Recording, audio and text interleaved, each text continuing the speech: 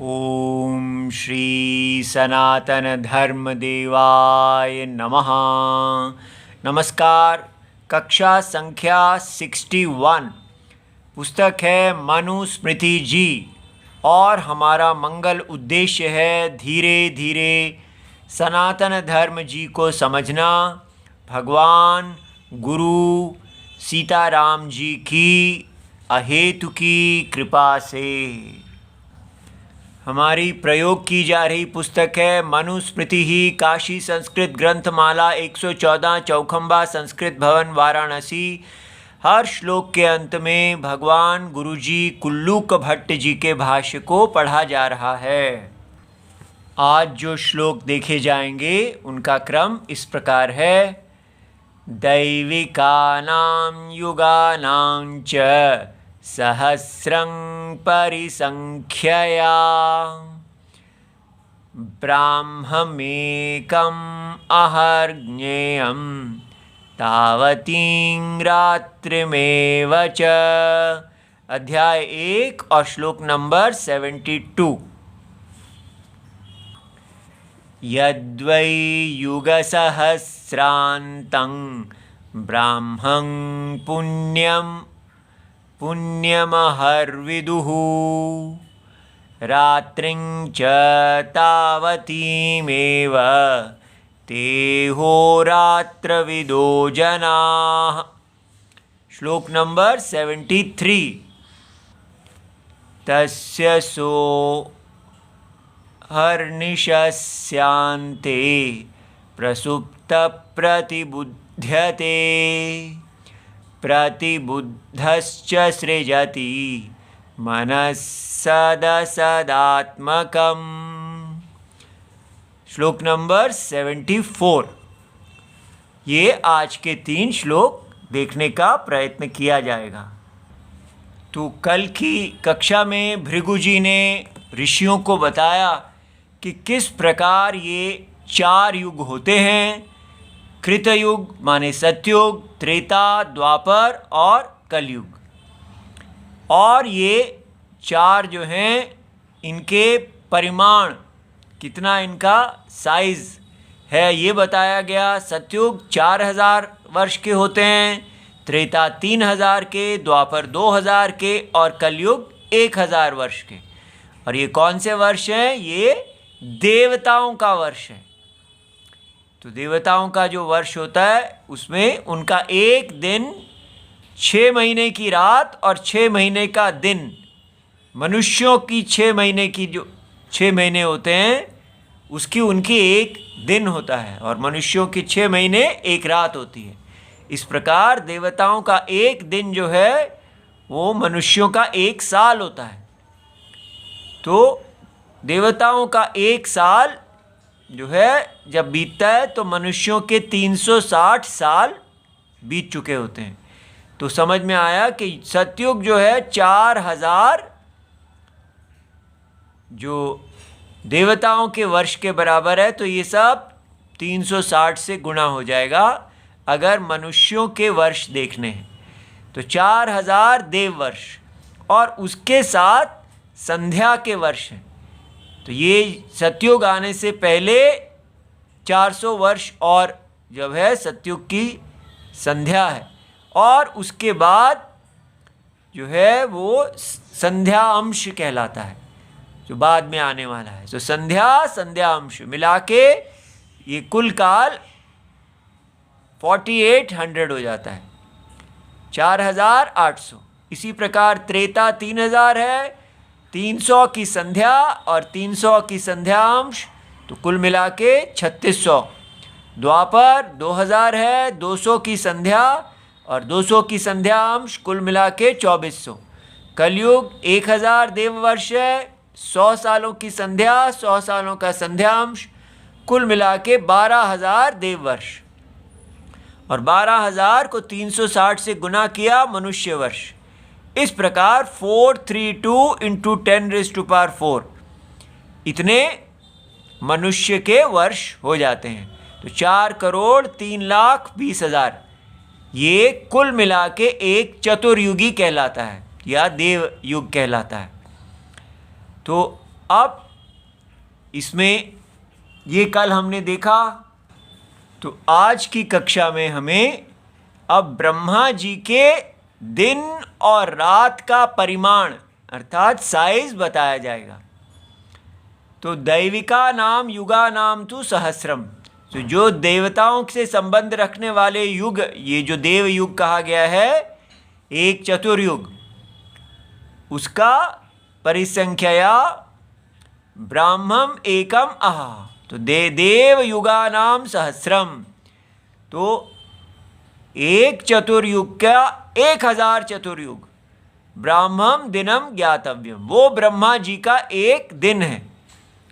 सहस्रमेव रात्रि, और सहस्र युगों की एक रात्रि है।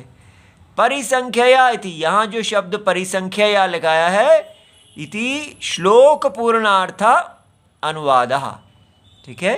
तो यहाँ ये इसके बिना भी पूरा अर्थ निकल रहा है, माने देवतों से संबंध रखने वाले युगों का सहस्र जो है ब्राह्मण एक दिन है, जानना चाहिए, और उतनी ही रात्रि है।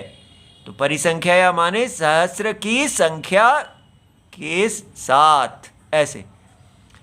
अच्छा जी, तो कितना हुआ? एक युग चतुर्युग हमने देखा था 12,000 देववर्ष, और उसका एक देववर्ष में 360 जो हैं वो उनके 360 देव दिन हो जाते हैं, और जो हर देवताओं का एक दिन मनुष्यों का एक वर्ष है। तो इस प्रकार ये इतने हजार मनुष्यों के वर्ष हो गए। यहाँ तक हमने कल देखा था। अब ब्रह्मा जी का एक दिन जो है वो 1000 चतुर्युग है। इतना नंबर जो है इसको आप 1000 से गुणा कर लेंगे तो ये ब्रह्मा जी का एक दिन हो जाएगा, और इसको 1000 से गुणा करेंगे तो ब्रह्मा जी की एक रात्रि हो जाएगी, दिन रात। और तो ये, और इसको फिर 100, उसके फिर हमको 360 से गुणा करके उनका एक साल निकालना होगा, और उसको 100 से गुणा करेंगे तो ब्रह्मा जी की पूरी आयु आ जाएगी। उतना काल वो पूरा ब्रह्मा जी के 100 साल है। अच्छा जी, अब ये हमने देख लिया, तो इसको जानने का लाभ क्या है? क्या ये केवल एकेडमिक, केवल पढ़ाने के लिए है? लेकिन इसका व्यवहार में हमें क्या लाभ है?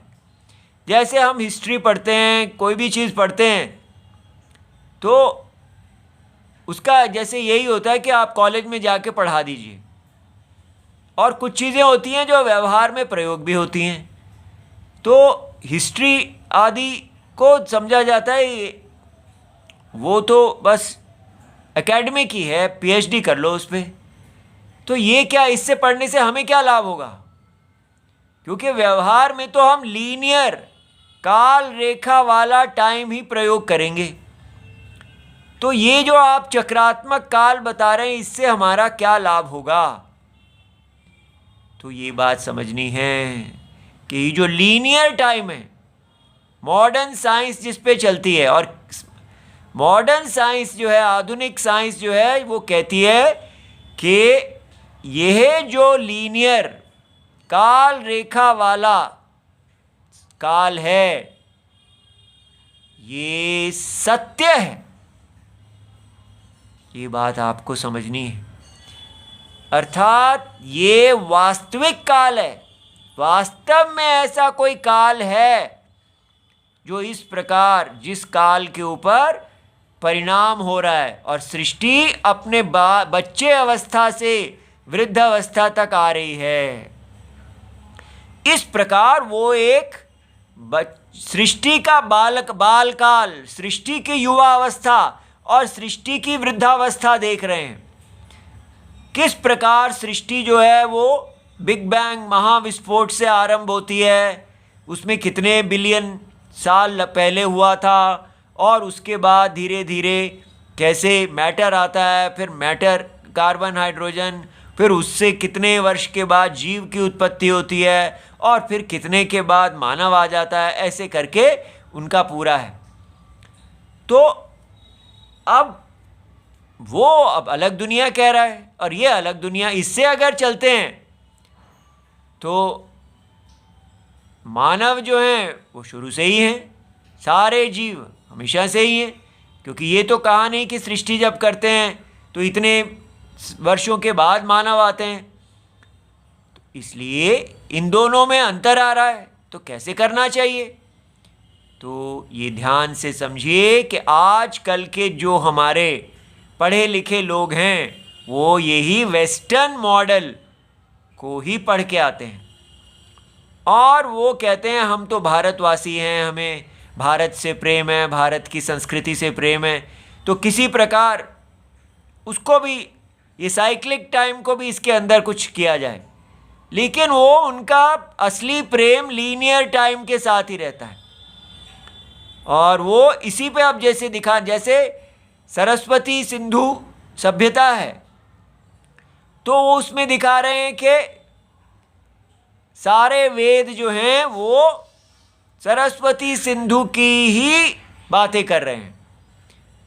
तो इसलिए वेदों की रचना जो है, कोई कह रहा है 10,000 साल पहले, कोई कहता है इतने 20,000, ऋग्वेद 20,000 साल पहले, ऐसे करके उनको ये चक्र आदि की बात भूल जाती है उस समय, क्योंकि उनको अपने नोबेल प्राइज की चिंता है। वो किसी राम जी में शरण नहीं लेते। ये शास्त्रम, वेद शास्त्र है उसके लिए जो सत्य को जानना चाहता है, जो ये जानता है कि वेद एक मोक्ष शास्त्रम है जिसको मानव ने नहीं बनाया है, जो एक प्रमाण है, और प्रमाणों को मानव बनाते ही नहीं है, इवोल्यूशन भी नहीं बनाती, भगवान भी नहीं बनाते। साइंस कह रही है कि जीव और जीव की आंखें, इंद्रियां इत्यादि सब काल में निर्मित हुई हैं। एक समय था जब इंद्रियां थी ही नहीं, और यहाँ हम पढ़ रहे हैं कि इंद्रियां नित्य हैं क्योंकि वो सूक्ष्म शरीर हैं। इसलिए अब क्या करना है हमको इस लीनियर टाइम को समझना है कि ये इस साइक्लिक चक्रात्मक काल के अंदर है, और जितना जीवन जीने के लिए आपको देखना है कल बारिश होगी नहीं होगी, इसका प्रयोग करो, तब वेद की आवश्यकता नहीं है। लेकिन ये जो चक्रात्मक काल है ये धर्म का ज्ञान करा रहा है कि सतयुग में कैसा धर्म होगा, त्रेता में क्या होगा, इस प्रकार द्वापर में क्या होगा, त्रेता में क्या होगा और कलयुग में क्या होगा। ठीक है, इसलिए ये धर्म का चक्र है और ये एक माया स्वप्न की सृष्टि दिखा रहा है। कैसे परम सत्यम पुरुष में से ये ब्रह्मा जी, जिनका काल अभी बताया गया है, वो उत्पन्न होते हैं माया से।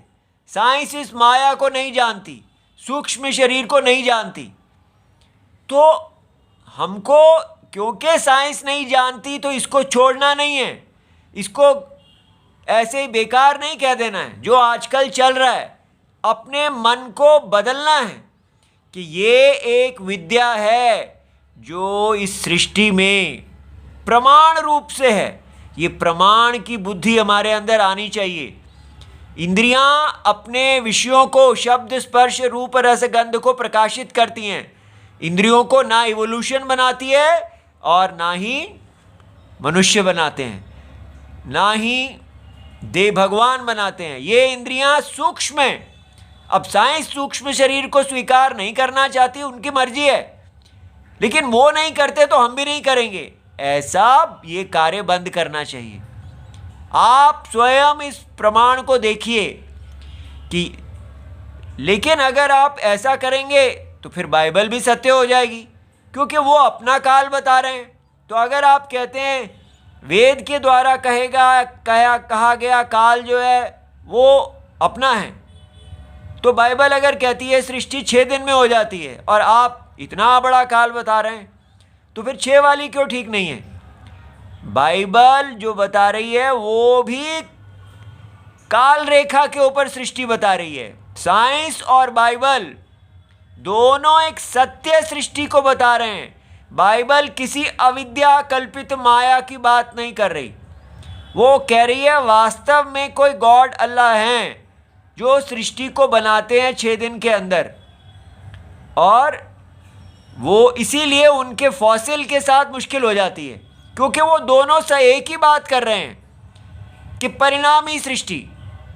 इसलिए वहाँ पर जब साइंस कहती है कि हमारे फॉसिल रिकॉर्ड ये बता रहे हैं कि पत्थरों के अंदर जीवों की हड्डियाँ जो हैं वो तो इतनी पुरानी दिख रही हैं, आपने तो केवल 5000 साल इतने साल पुराना ही है, तो वहाँ बाइबल को मुश्किल पड़ जाती है। लेकिन हमें फॉसिल रिकॉर्ड से कुछ नहीं होता। अगर ब्रह्मा जी के फॉसिल नहीं मिलते, इनको इतने पुराने फॉसिल नहीं मिलते, कोई फ़र्क नहीं पड़ता। ये जो है ये सृष्टि माया सृष्टि है। तो आपको साइंस को देखना पड़ेगा कि उसका जो प्रत्यक्ष और अनुमान प्रमाण है उसमें कितनी लिमिटेशन है, क्या वो इतने काल के पीछे जा सकता है। तो प्रत्यक्ष और अनुमान प्रमाण की कुछ सीमाएं हैं, वो साइंस देखे, और हमको भी उसमें देख लेना चाहिए कि जैसे हमने चरक संहिता में देखा कि बताया गया कि प्रत्यक्ष क्या कर सकता है क्या नहीं कर सकता। इसलिए जो प्रत्यक्ष अनुमान कर सकता है वो एक सीमा है, और जो वेद बता रहे हैं वो अलग है। तो ये वेद जो है ये साइंस ऑफ धर्मा है, साइंस ऑफ आत्मा है, साइंस ऑफ परम सत्य है। दोनों को अपने अपने, जैसे भारत में कभी साइंस में और वेद में विरोध नहीं होता था, उसी प्रकार हमको भारत में साइंस पढ़नी चाहिए। साइंस का अपना स्थान है, वेद का अपना स्थान है, लेकिन दोनों एक दूसरे के क्षेत्र के ऊपर हस्तक्षेप ना करें। हमें वापस अपनी जो पारंपरिक वैदिक साइंस है उस पे जाना चाहिए। अब 73 श्लोक। युग सहस्रेण अंतः समाप्ति ही यस्य, तो यद्वै युग सहस्रांतम, तो जिसकी समाप्ति युग सहस्र में होती है उसको तद ब्राह्मम आह, वो ब्रह्मा जी का एक दिन है। तत्परिणाम परिमाणम च रात्रि, को जो जानते हैं। अब ये इसकी स्तुति की जा रही है कि ऐसा जो जानता है ते अहोरात्र ज्ञाः, वो ही दिन और रात को जानने वाले हैं। ऐसा क्यों कहा गया? इति स्तुति ही यम, इसकी स्तुति की गई। तो स्तुति क्यों की गई है? क्योंकि शास्त्र में जिसकी स्तुति की जाती है वो एक विधि होती है, माने ऐसा जानना चाहिए। स्तुत्या च ब्राह्मम अहोरात्रम ज्ञातव्यम इति विधि ही परिकल्प्यते। तो ये मीमांसा है, जहाँ स्तुति होगी शास्त्र की, इसका मतलब ये एक विधि है, और विधि जहाँ होती है माने ये करो, और जो करो जहाँ कहा जाता है वहाँ पुण्य होता है। अतः एव पुण्य हेतुत्वात्, इसीलिए विधि होने के कारण यहाँ पुण्यम कहा कि ये उन ब्रह्मा जी का एक दिन है। पुण्यम अहर विदु, जो इसको जानता है उसके लिए पुण्य प्राप्ति है। अतः एव पुण्य हेतुत्वात् पुण्यमिति विशेषणम कृतम। ठीक है, तो अब ये एक अलग दुनिया है पुण्य और पाप वाली। साइंस में पुण्य पाप नहीं है, तो आप ये नहीं कह सकते कि पुण्य पाप होता ही नहीं है। नहीं, पुण्य पाप वेद का क्षेत्र है। ठीक है, तस्य सह अहर्निशस्य अन्ते, तो स ब्रह्मा तस्य, उन ब्रह्मा जी का पूर्वोक्तस्य, जिनको बताया गया है, स्वीय अहोरात्रस्य समाप्तौ, जब उनका एक दिन और रात समाप्त हो जाता है तो प्रतिबुद्धा, जब वो जागते हैं भवति, तो प्रतिबुद्धश्च स्वीयं मनः सृजति, तब वो अपने मन को सृजति बनाते हैं। तो ये बनाते हैं का अर्थ ये बताएंगे, भूलोकादि त्रय सृष्टये। ठीक है, क्योंकि भूलोक आदि जो ये तीन हैं इनकी ये सृष्टि करने के लिए, तो बना सृजति का अर्थ लेना है नियुंक्ते, अपने मन को लगाते हैं, न तो जनयति, ना कि अपने मन को बनाते हैं। ऐसा ये क्यों? क्योंकि तस्य महाप्रलय अंतरम जातत्वात् अनष्टत्वाच्च। तो क्योंकि जब अब दो प्रकार की प्रलय हैं, एक है महाप्रलय और दूसरी है आवांतर प्रलय। तो आवांतर प्रलय भूलोक आदि त्रय मात्र नाशात सृष्टि अर्थम मनोनियुक्ति ही एव मनः सृष्टि। अवांतर प्रलय होती है जब ब्रह्मा जी की एक दिन पूरा हुआ और वो सो गए, तो उसको बोलते हैं अवांतर प्रलय, बीच में आने वाली प्रलय। हर दिन के बाद एक प्रलय आ जाती है। उसमें ये भूलोक और भुव और स्वरलोक, ये जो पृथ्वी लोक है अंतरिक्ष, और जो देवताओं का स्वर्ग लोक है, उस वो लय हो जाता है या जल निमग्न हो जाता है। तो उसके मन को लगाते हैं फिर से सृष्टि करने के लिए। लेकिन जो बाकी लोक हैं, जो महरलोक, जनलोक, तपलोक, सत्यलोक, वो सुरक्षित रहते हैं। तो इसलिए महरलोक के लोग निवासियों को गर्मी के कारण ऊपर के लोग चले जाते हैं, ऐसा वर्णन है। तो ये, लेकिन जब महाप्रलय आएगी तो महाप्रलय क्या होगी कि ब्रह्मा जी के 100 साल पूरे हो गए, अब वो आत्मज्ञान प्राप्त करके मुक्त हो जाएंगे। ठीक है, इसलिए महाप्रलय में जो है वहाँ सब कुछ लय हो जाता है, सारे लोग लय हो जाते हैं, और फिर से जो सृष्टि बताई गई कि महत तत्व आदि की सृष्टि करके नए ब्रह्मा जी की सृष्टि होगी।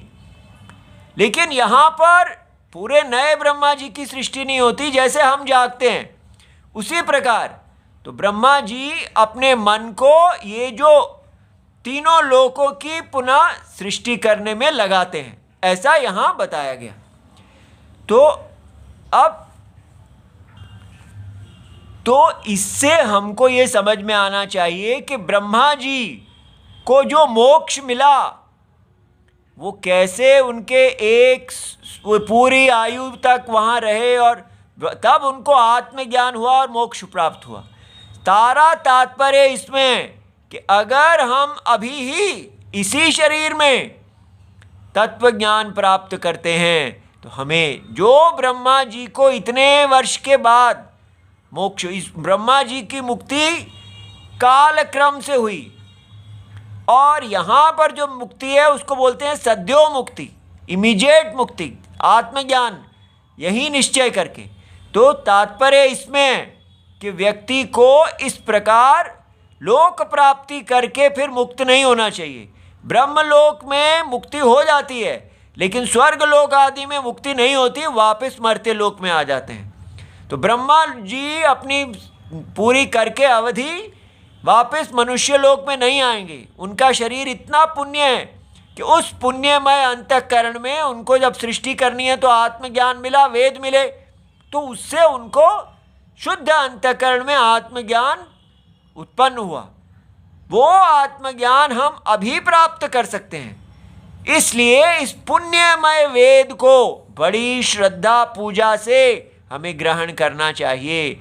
और ये जो साइंस ने हमें नास्तिकता के पथ पे डाल दिया है, भारत का विनाश कर दिया है, हमें धर्म से गिरा दिया है, उससे बाहर निकलना चाहिए। ओम नमो भगवते वासुदेवाय। प्रणाम।